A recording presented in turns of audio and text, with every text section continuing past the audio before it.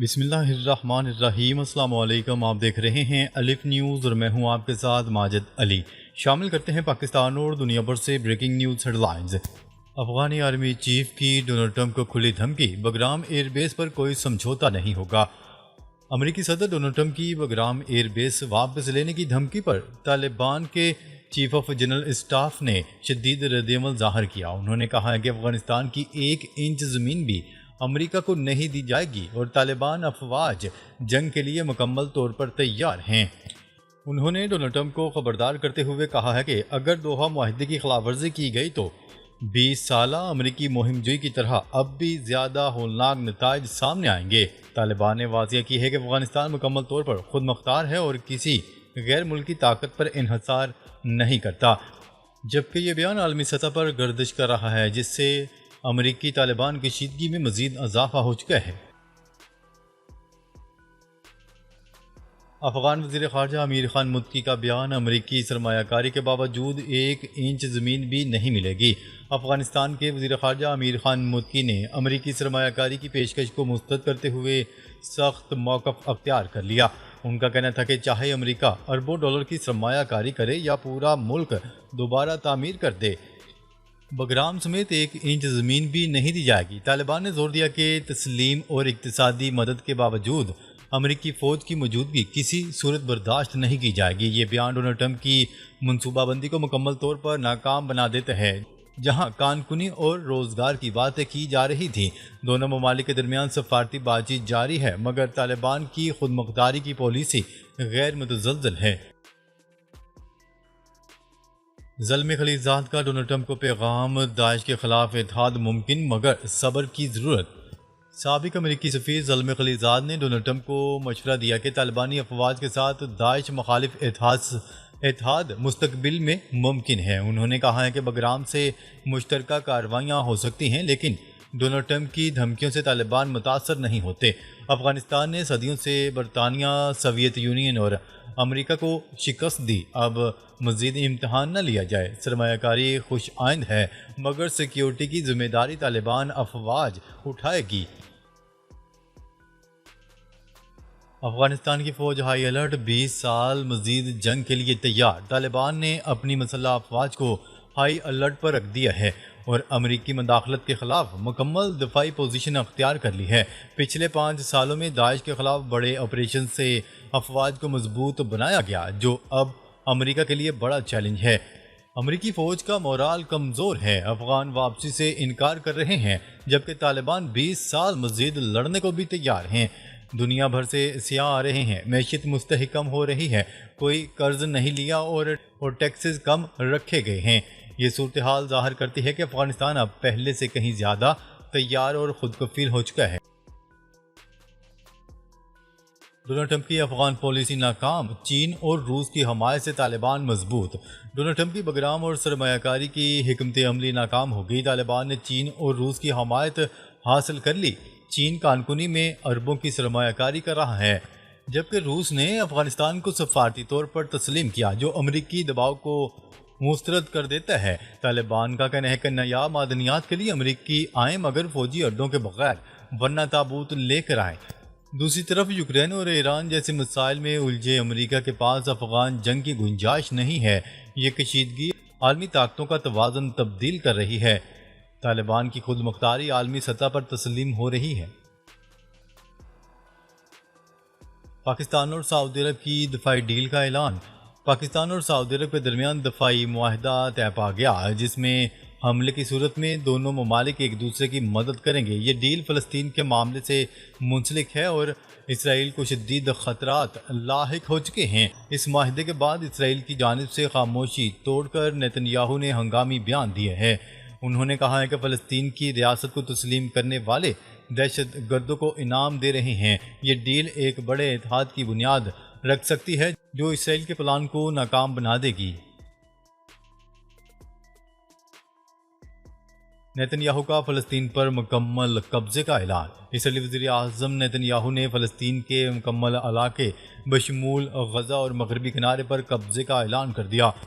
Nitin Yahoo نے خطاب کرتے ہوئے کہا، فلسطین کی ریاست کوئی نہیں ہوگی اور یہ سب اسرائیل کا حصہ بن جائے گا۔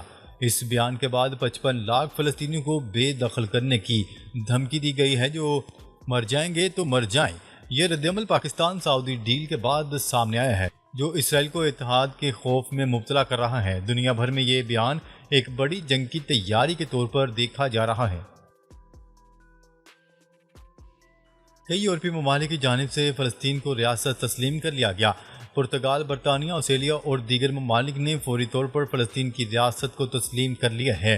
یہ اقدام پاکستان اور سعودی عرب کی ڈیل کے رد عمل میں کیا گیا جو اسرائیل کو پریشان کر رہا ہے۔ نیتن یاہو نے ان ممالک کو دہشت گردوں کا ساتھی قرار دے کر سخت تنقید کا نشانہ بنایا ہے۔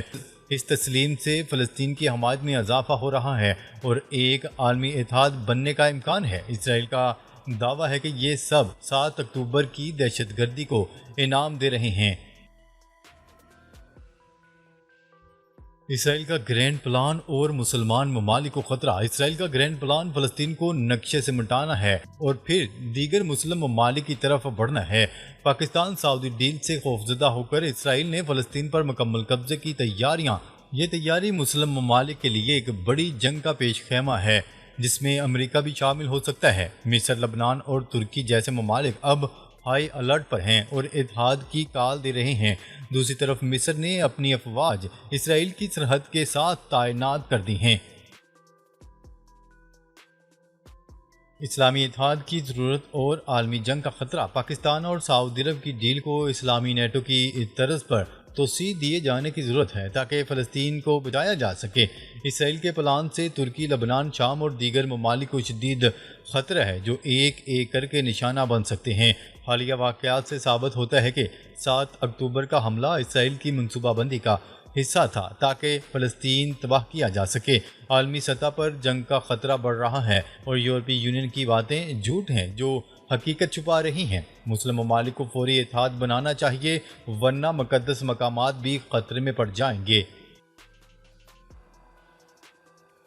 اسرائیلی فوج نے مختلف محاذوں پر درجنوں بٹالین تعینات کر دیں۔ اسرائیلی فوج نے اعلان کیا ہے کہ مختلف محاذوں پر درجنوں فوجی بٹالینز کو تعینات اور چکنا کیا جا رہا ہے۔ اعلان یہودیوں کی مذہبی تعطیل، نئے سال کے موقع پر اور فلسطینی ریاست کو عالمی سطح پر تسلیم کیے جانے کی مہم کے دوران سامنے آیا ہے۔ اسرائیلی فوج کے ترجمان نے پیر کے روز ایکس پر پوسٹ کیا کہ مذہبی تہوار کی تعطیلات کے دوران تمام محاذوں پر فوجی تیاریوں کو بڑھایا گیا ہے۔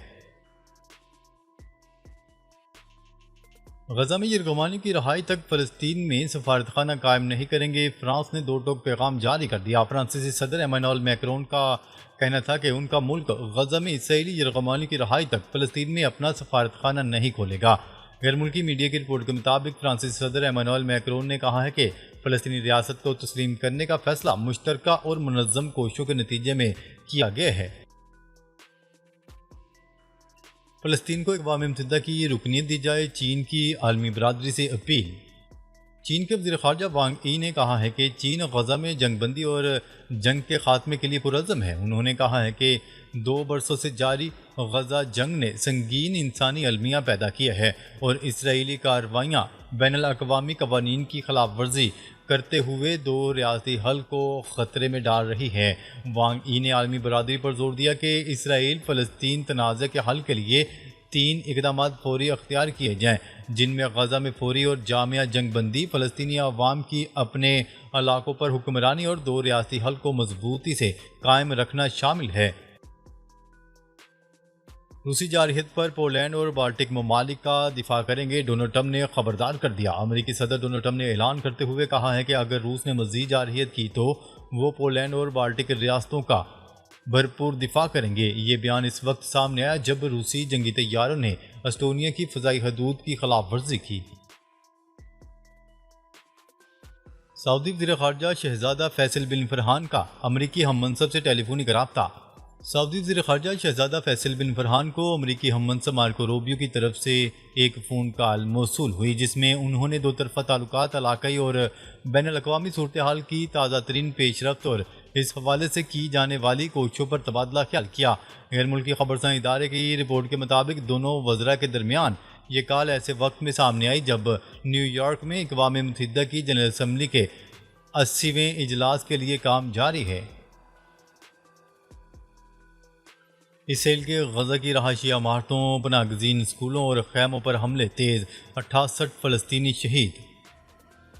اسرائیلی فوج نے غزہ شہر میں مزید فوجی دستے داخل کرتے ہوئے رہائشی عمارتوں، پناہ گزین اسکولوں اور خیموں پر حملے تیز کر دیے ہیں۔ اسرائیلی فوج کا کہنا ہے کہ 3 مختلف ڈویژنز غزہ سٹی میں پیش قدمی کر چکی ہیں اور شہر کے مختلف علاقوں میں حملے جاری ہیں۔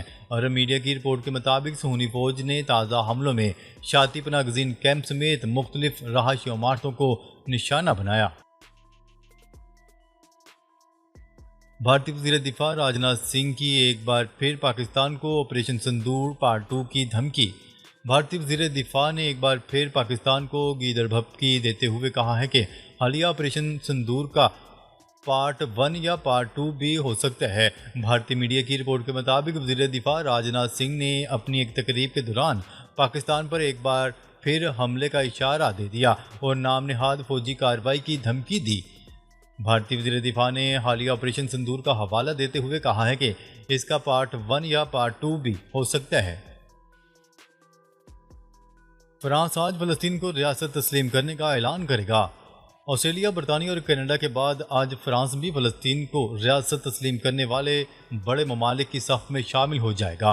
غیر ملکی خبرساں ادارے کی رپورٹ کے مطابق باضابطہ اعلان سے پہلے ہی فرانس میں ایفل ٹاور پر فلسطین کے پرچم لگا دیے گئے ہیں۔ فرانسیسی صدر ایمانوئل میکرون کا کہنا ہے کہ اسرائیل کی حماس کے خلاف حکمت عملی اور غزہ جنگ سے اسرائیل کی ساکھ کو نقصان پہنچ رہا ہے۔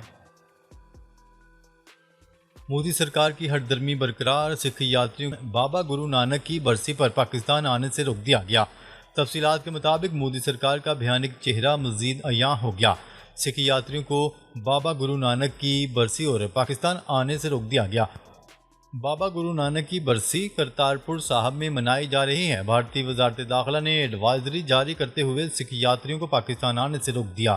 دنیا بھر سے سکھ یاتری کرتارپور مذہبی رسومات کے لیے پہنچ چکے ہیں۔ ناظرین، اب تک کے لیے اتنا ہی۔